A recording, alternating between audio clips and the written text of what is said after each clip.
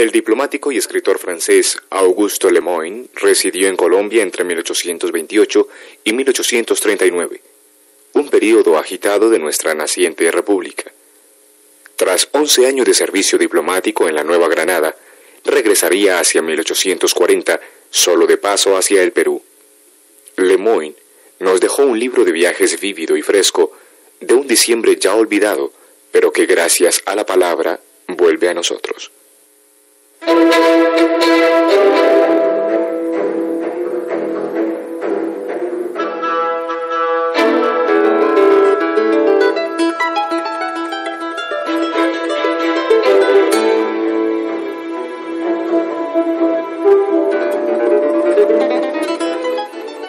Por fin, después de haber pasado en Mompox 21 días, emprendimos de nuevo el viaje el 19 de diciembre a las 8 de la mañana. Los baúles los dispusimos en la misma forma que en el bote para que nos pudieran servir, según las necesidades, de camas o de asientos. Aunque también estábamos un poco apiñados, no corríamos ya el riesgo de asfixiarnos como antes, gracias a la ventilación que establecimos por las dos aberturas de los extremos de nuestra techumbre abovedada. Esta vez la tripulación se componía de 14 bogas, de los cuales uno, que hacía de piloto, iba a proa. El patrón, llevando el timón a popa, y los 12 restantes empujaban el champán con sus pértigas. Por la mañana pasamos frente a la aldea de Michiguejo y por la tarde nos detuvimos media hora en la de Mariquita, situada en la orilla de una isla que en parte estaba cubierta de bosque y en parte cultivada. El aspecto de prosperidad y de bienestar que le daban las cabañas de bambúes diseminadas casi con coquetería entre los naranjos, los limoneros y las magníficas palmeras nos sedujo. Nos aproximamos a un grupo de muchachas mestizas, de las que unas retozaban y otras rodeaban a un negro que a la sombra de unos árboles corpulentos tocaba malamente un violín deteriorado, aires del país en una melodía triste y monótona. Al verle se me ocurrió pedir al virtuoso que me dejase el instrumento unos instantes, y aunque desde muy niño no hubiera vuelto a tocar violín, pues nunca logré más que rascarlo malamente, sin embargo me planté ante mi auditorio en una actitud casi tan magistral como la de un Paganini, y me puse después de un sonoro preludio a tocar unos tras otros aires de mi antiguo repertorio, como la canción de Mambrú, el Polichinela de Dumoulin, y otras por el estilo, para terminar sudando como arrastrado por la inspiración con una serie de arpegios estrepitosos. Mis compañeros de viaje celebraron con carcajadas la revelación de mi talento musical hasta entonces ignorado. Las muchachas, estupefactas, aplaudían a más y mejor, y el negro se quedó tan admirado que exclamó con el tono doctoral de un perito en la materia: «Virgen purísima, este blanco sabe mucho». A las 5, como no se divisaba ninguna aldea y como las orillas estaban cubiertas de enormes árboles y de cañaverales que nos impedían aproximarnos a ellas, nos detuvimos en medio del río en un banco de arena, a pesar de que había en él bastantes caimanes, pero que, asustados por unos disparos que les hicimos, abandonaron la playa zambulléndose en el río.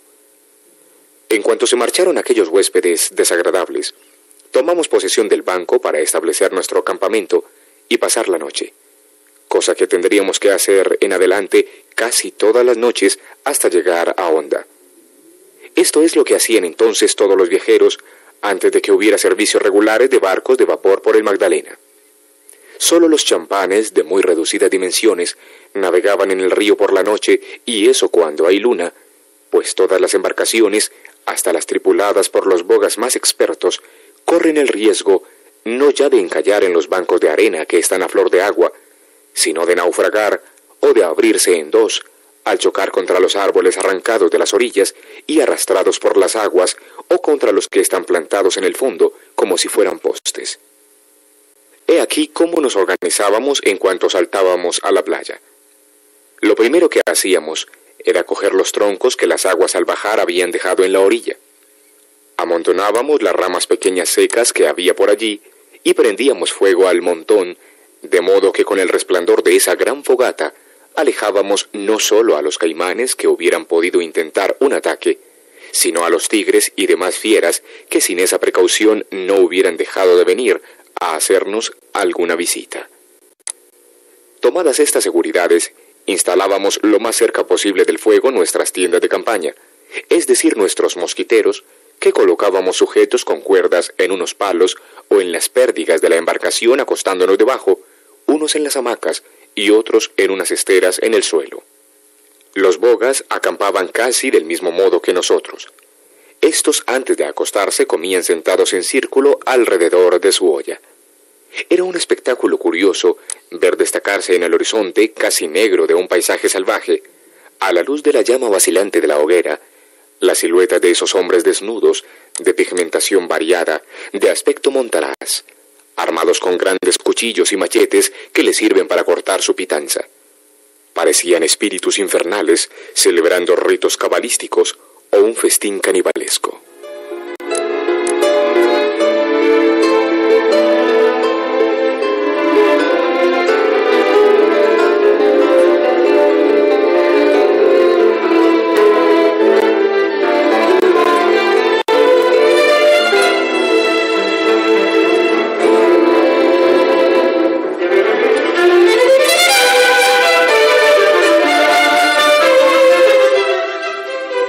Mientras dormíamos así en tierra, la embarcación quedaba confiada a la guardia de uno de los pilotos y de uno de los obreros que se revelaban todas las noches. El día 20 de diciembre por la noche, después de dejar a nuestra izquierda la aldea de Alhama, nos detuvimos, lo mismo que la víspera, en un banco de arena, pero este, en vez de hallarse aislado en medio del río, se unía con la orilla en el punto en que acababan los árboles. Era pues una península a la que podían llegar con facilidad las fieras. Así fue como cuando acabábamos de cobijarnos debajo de los mosquiteros, oímos una serie de rugidos que se aproximaban rápidamente. Al grito de ¡Los tigres!, preferido por los bogas, nos levantamos más que deprisa y enseguida vimos a la luz de las estrellas salir del bosque una bandada de esos temibles animales que a unos 100 metros de distancia se diseminaban husmeando por los alrededores, pero sin acercarse más a nuestro campamento, atemorizados por el resplandor de las llamas de la hoguera, que procurábamos avivar todo lo posible, echando al fuego toda la madera que teníamos a mano. Solo al amanecer y al estallar una tormenta fue cuando se decidieron a abandonar sus puestos de observación para volver a sus cubiles. No se crea que, aún de día, con hogueras encendidas, puede uno siempre defenderse de los ataques de esas fieras con tanta facilidad como lo hicimos nosotros en esta ocasión, y si no, véase la aventura que me fue contada por uno de los protagonistas y confirmada por otras personas como auténtico. En 1825 a 1826, dos franceses se dedicaban al comercio de pacotilla. Los señores Folá, tío y sobrino, subían el Magdalena en un champán y, como nosotros, se habían detenido en una playa para pasar la noche. Mientras dormían tranquilamente, los bogas, a los que tal vez habían maltratado, desembarcaron el cargamento y los víveres y se escaparon llevándose el champán. Llevaban ya nuestros franceses más de 2 días abandonados de esta suerte, cuando, en el momento en que terminaban de comer frugalmente de espaldas al fuego, filosofando melancólicamente acerca de su triste situación, se quedaron mudos de espanto al ver a 2 tigres que, atraídos por el olorcillo de la comida, salían del bosque inmediato y a la carrera se encaminaban hacia ellos. Tenían desde luego escopetas, pero estaban cargadas solo con perdigones y no bastaba para matar con seguridad a tan peligrosos enemigos. Entonces decidieron meterse dentro de 2 inmensos cofres de provisiones que estaban ya casi vacíos y dejaron caer las tapas. Los 2 felinos, husmeando su presa pero sin verla, unas veces saltaban sobre los cofres, arañándoles con sus garras e imprimiéndoles sacudidas que podían a cada momento volcarlos. Otras rondaban por los alrededores rugiendo o permanecían sin moverse como el gato que acecha a un ratón. Al cabo de algunas horas de esfuerzos infructuosos y de paciente espera, se alejaron y los 2 compañeros se atrevieron a salir de sus cofres, no sin haber sacado y vuelto a meter cómicamente muchas veces las cabezas de las tapas de sus baúles, como esos muñecos que, movidos por un resorte, salen de las cajas de sorpresa. Pasado ese peligro, empezaban ya a trincherarse detrás de una empalizada para precaverse contra otra posible acometida, cuando la providencia hizo pasar por delante del banco de arena un barco al que pudieron hacer señales y en el que iban otros viajeros que, apiadados de su situación, vinieron en su ayuda y les recogieron a bordo. En los días 21, 22 y 23 de diciembre pasamos por delante de las aldeas de Banco, Peñón y Regidor. En Banco llegamos al punto en el que el Magdalena, en su carrera hacia el mar, se divide en dos grandes brazos, uno el de Loba y el otro el de Mompox, que es el que nosotros habíamos seguido. Al aproximarnos a Regidor, empezamos a divisar las montañas de la tierra de Ocaña. Avanzábamos tanto más despacio, cuanto que cada vez que nos acercábamos a un poblado, los bogas, a pesar de nuestras protestas, nos hacían perder horas enteras, deteniéndose en ellos para beber y sobre todo para alzarse, como buenos merodeadores, con naranjas y racimos de plátanos sin soltar un céntimo, rapiñas de las que parecíamos ser cómplices y que muchas veces originaron disputas con los dueños de los huertos allanados. Otras veces paraban el barco para saltar a tierra en persecución de alguna iguana que habían visto correr por la orilla o en los troncos de los árboles. Estos saurios, cuya carne es muy estimada por los naturales del país, a primera vista tiene un parecido con los lagartos, pero se diferencia de ellos en que tiene en la cabeza una especie de cresta móvil y espinosa, una especie de bocio debajo del cuello y una fila de puntas escamosas dispuestas en forma de sierra a lo largo del lomo. Su tamaño varía mucho. Las hay que tienen de 40 a 50 centímetros y también hasta 4,5 de largo hasta la cola. El color, que es verde y azul, se torna amarillento según las sensaciones del animal. Como tienen dientes muy agudos y las patas están armadas de fuertes garras, los bogas las cogían por la cola cuando al huir trataban de meterse en sus agujeros o en las hendeduras del terreno. La carne de este animal es blanca. La he probado asada, pero debido a su olor no me gusta. La creo poco digna de figurar en la mesa de un gastrónomo.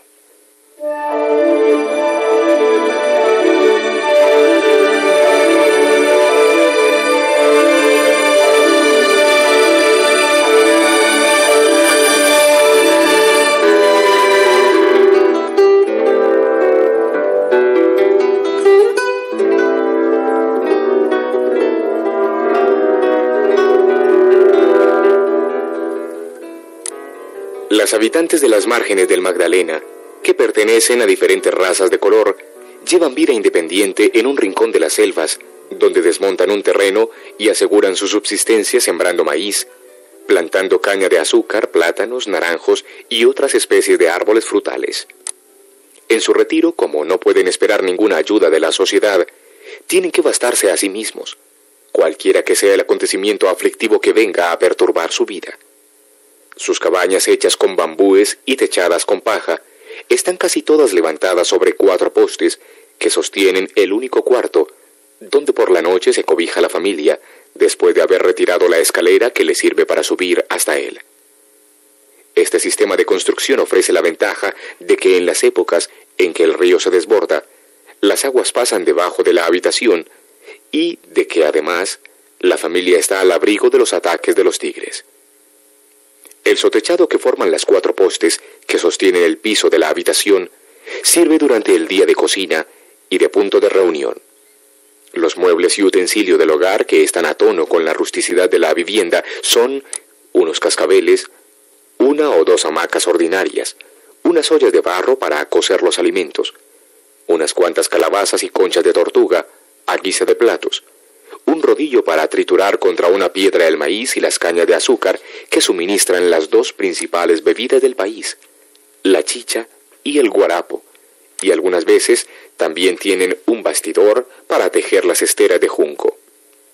Lo primero que los ribereños tratan de conseguir es una hacha para cortar los árboles, un machete o especie de sable pequeño, una lanza, varias jabalinas, lazos para cazar y redes para pescar. En muchos sitios los habitantes de los bosques, a falta de armas de fuego, emplean para cazar cerbatanas hechas de tallos de caña, cortados entre 2 nudos de unos 6 a 8 pies de longitud. Según la clase de animal que cacen, le lanzan soplando en la cerbatana unas flechas pequeñas o semillas duras del tamaño de un guisante o bola de arcilla. Por este último sistema he conseguido coger muchos pájaros que caían al suelo nada más que aturdidos, sin la menor herida. Las flechas que se emplean para la caza de grandes animales de pelo suelen tener la punta untada de curare, veneno preparado con la mezcla del jugo del estrieno y del veneno de serpientes, cuyos efectos son fulminantes en cuanto penetra en el tejido subcutáneo. No hay más que seguir el rastro al animal para cogerle al cabo de algunos minutos.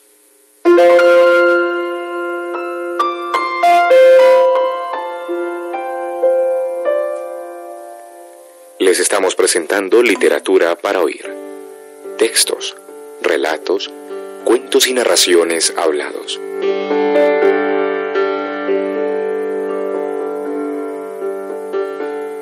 Hoy, diciembre de 1828, Augusto Lemoine.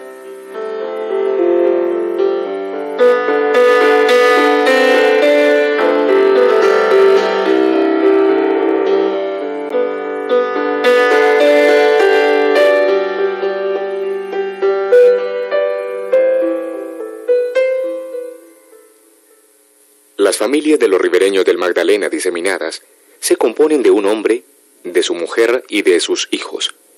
He visto muy pocos viejos.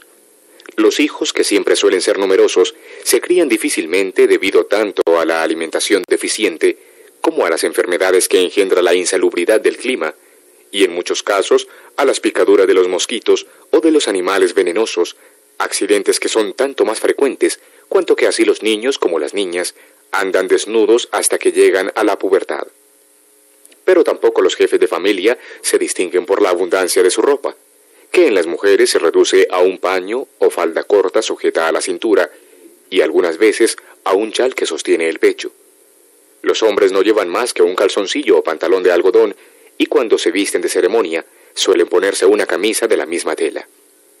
Lo que más gustó a las mujeres fueron nuestros pañuelos de seda, deseo que nos permitíamos satisfacer regalándoselos. Cuando estas gentes llegan a tener una vaca, un cerdo y 1 o 2 docenas de gallinas, están verdaderamente en la opulencia. Los perros que les acompañan cuando van de caza les sirven también de guardianes. He podido convencerme de la verdad de lo que muchos viajeros han contado acerca del desarrollo extraordinario de los sentidos de la vista y del oído de los habitantes de las regiones salvajes, en las que existe la necesidad de discernir entre los múltiples gritos que interrumpen el silencio de aquellas soledades. Los que revelan la presencia más o menos próxima de cada especie de animales inofensivos o peligrosos les hace estar sin cesar interrogando los ruidos lejanos y los objetos ocultos en aquellos vastos horizontes. Durante nuestra navegación a veces aparecía en la superficie de las aguas un punto que apenas podíamos distinguir, cuando ya los bogas nos decían que era una piragua y podían apreciar su tamaño y contar los bateleros que la tripulaban. Cuando al cabo de algún tiempo empezábamos nosotros a distinguir la barca, ellos ya habían reconocido a aquellos de sus amigos que iban a bordo. Los llamaban por sus nombres preguntándoles por su salud y por las incidencias del viaje. En cuanto a las contestaciones, que debían oír puesto que replicaban, no las percibían nuestros oídos más que como sonidos confusos. Nos admiraba tanto más que esos hombres pudieran reconocerse a semejantes distancias cuando, que como ya he dicho, iban casi desnudos y que las formas particulares de los cuerpos y de los rostros se distinguen mal por el color negro o broncíneo de la piel. Desde que salimos de Mompós, nuestra embarcación no andaba solo por el impulso de las pértigas. Como navegábamos lo más pegado que podíamos a las orillas del río, para evitar las corrientes impetuosas del centro, una parte de la tripulación se servía del gancho de que estaban provistas las pértigas para agarrarlo en las ramas de los árboles, y tirando de ellas arrastraban el barco hacia adelante. Esta labor es tan fatigante como peligrosa, pues muchas veces los árboles se inclinan de tal modo sobre el río que no se puede pasar por debajo sin correr el riesgo de darse un golpe contra ellos. Además, no solo se corre el riesgo de hacer caer las serpientes, que bajo el aspecto de bejucos están suspendidas de las ramas cabeza abajo por la cola, sino turbar los nidos que tienen en los árboles las avispas que al menor ruido se lanzan contra los hombres con tal furia y en tan crecido número, que si no se dispone de algo para cubrirse inmediatamente la cara y las manos, difícilmente se escapa uno de las picaduras que producen una inflamación muy dolorosa y mucha fiebre. Por esta razón, nuestros bogas cuando navegábamos por debajo de los árboles maniobraban con mucha circunspección y contra su costumbre guardaban el silencio más profundo. Con esto, a pesar de todas las precauciones, no siempre pudieron impedir que las avispas nos atacaran y que las serpientes cayeran sobre el champán. Un día cayó una cantidad tan grande de esos reptiles que los bogas no pudieron tirarles todos al agua con sus pérdigas o matarles a machetazos como tenían por costumbre, y 2 o 3 de ellos se escabulleron entre nuestros baúles y fardos sin esperanza de sacarlos de allí, y tuvimos que resignarnos, no sin mucha aprensión, a compartir con ellos nuestra vivienda, donde ya otros animales, casi tan temibles como estos, nos causaban hondas preocupaciones. Por ejemplo, las arañas, los escorpiones y los ciempiés, etc. Todos ellos de tamaño monstruoso colmaban la techumbre de bambúes.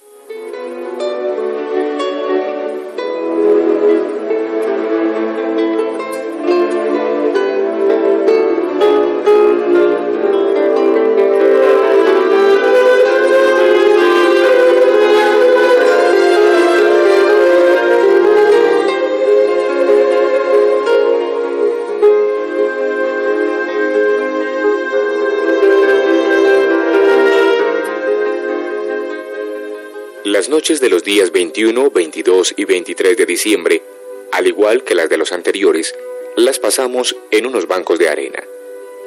Antes de colocar las tiendas de campaña teníamos que desalojar a los caimanes que a veces se congregaban en ellos en número de 30 a 40.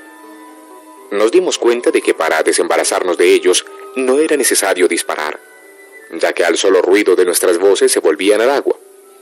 A fuerza de ver tantos, llegamos a conocer perfectamente su manera de moverse y les teníamos tan poco miedo fuera del agua que nos atrevíamos por diversión, cuando alguno de ellos se empeñaba en quedarse en tierra, a acercarnos por detrás, a perseguirle dándole palos en la cola. Es curioso ver a estos animales repugnantes extendidos en la arena, calentándose al sol y con la enorme boca abierta, enseñando 2 hileras de dientes formidables, boca que de vez en cuando cierran para atrapar las moscas que atraen las partes carnosas de la mandíbula inferior, y el olor a almizcle que emana de su respiración. La inmovilidad de esos animales y la insensibilidad de su piel llena de escamas son tales que con mucha frecuencia se les ve cubiertos de aves acuáticas que se posan en ellos como si fueran troncos. El tamaño corriente de esos animales varía entre 10 y 15 pies de largo. Se dice que algunos alcanzan y hasta pasan de 20 pies. El caimán es tan torpe y tan lento para moverse cuando está en tierra que nunca suele atacar al hombre a menos de sorprenderle dormido. Pero en cambio en el agua, que es su verdadero elemento, es de una ferocidad y tiene un atrevimiento que le hace temible para las personas que cometen la imprudencia de bañarse donde los haya, y para los animales que van a beber. Escondido en el lodo, espera sin moverse a que llegue su presa. Si se trata de un buey o de un caballo, les coge por las patas y los arrastra a su guarida para devorarlos después de ahogados. El caimán que ha probado una vez la carne humana suele ponerse al acecho en las inmediaciones de las cabañas y algunas veces sorprende y se lleva a los niños.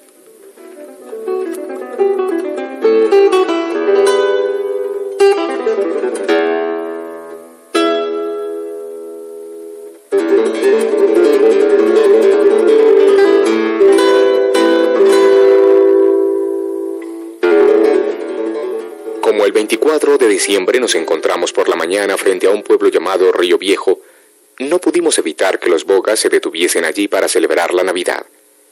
Aunque ya descartábamos la posibilidad de que a consecuencia de sus diversiones y sobre todo de sus libaciones, nos costaría mucho trabajo reunirlos al día siguiente para continuar nuestro viaje, estábamos muy lejos de pensar que un incidente, mucho más desagradable, nos obligaría a prolongar allí nuestra estada. La aldea, constituida por 2 hileras de cabañas, estaba emplazada entre el río y la selva. Como no quisimos albergarnos en semejantes antros atestados de gente y en los que además siempre se corre el riesgo de llenarse de piojos, resolvimos acampar al aire libre, como veníamos haciéndolo en las playas. Al efecto, escogimos un sitio despejado próximo a los bosques y no lejos tampoco del lugar donde nuestra barca estaba amarrada. A bordo de esta se quedó el señor Daste para montar la guardia en ausencia de los bogas que habían saltado a tierra.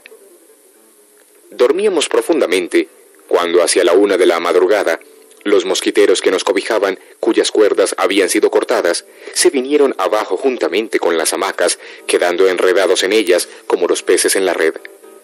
Todo ello unido a un ruido infernal producido por los instrumentos más discordantes. En cuanto pudimos desenredarnos de nuestras trabas, si hubiéramos estado más serenos, hubiéramos podido ver que los alborotadores y murguistas, en número de unos 20, no eran más que unos bromistas de mal gusto, que habían querido divertirse a nuestra costa. Pero los obreros que venían con nosotros, que no entendían de bromas y que se creyeron víctimas de un intento de asesinato, se lanzaron con la mayor violencia sobre los indios.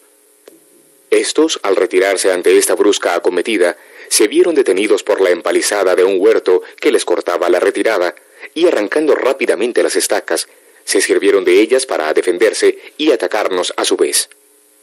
Por mi parte, pude defenderme de sus estacazos haciendo el molinete con un garrote de que felizmente iba provisto. Pero 2 de mis compañeros no tuvieron la misma suerte y hubiéramos sin duda alguna acabado por ser apaleados todos si no nos hubiera llegado un refuerzo. El señor Daste, que desde el champán había oído el alboroto y que se dio cuenta de que algún peligro nos amenazaba, vino corriendo trayendo consigo 2 escopetas. Al ver estas armas, nuestros atacantes se dispersaron y desaparecieron, unos volviéndose al pueblo y otros internándose por los senderos en la selva.